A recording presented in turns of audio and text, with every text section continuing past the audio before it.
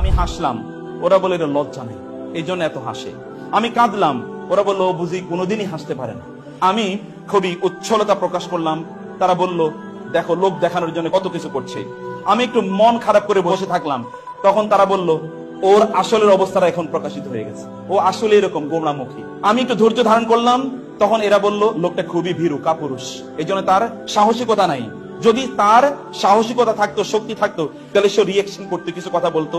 যখন আমি রিয়েকশন দেখালাম, আমি শক্তিমত্তা দেখালাম, তখন তারা বলল এই লোকটা আসলে দেখাতে চাচ্ছে যে তার অনেক অনেক কিছু আছে। আমি যখনই কোনো কিছু করতে যাই তখনই তার বিপক্ষে তারা কথাবার্তা বলে। তখন আমি বুঝতে পারলাম মানুষের সন্তুষ্টি এমন একটা জিনিস যেটি কখনো অর্জন করা যায় না, বরং আমাকে মানুষের সন্তুষ্টি অর্জন করার এই প্রতিযোগিতা বাদ দিয়ে আমাকে আমার নিজের কল্যাণের জন্য, নিজের কন্ট্রিবিউশনের জন্য, নিজের পজিটিভ চেঞ্জের জন্য আমার চিন্তা করা দরকার।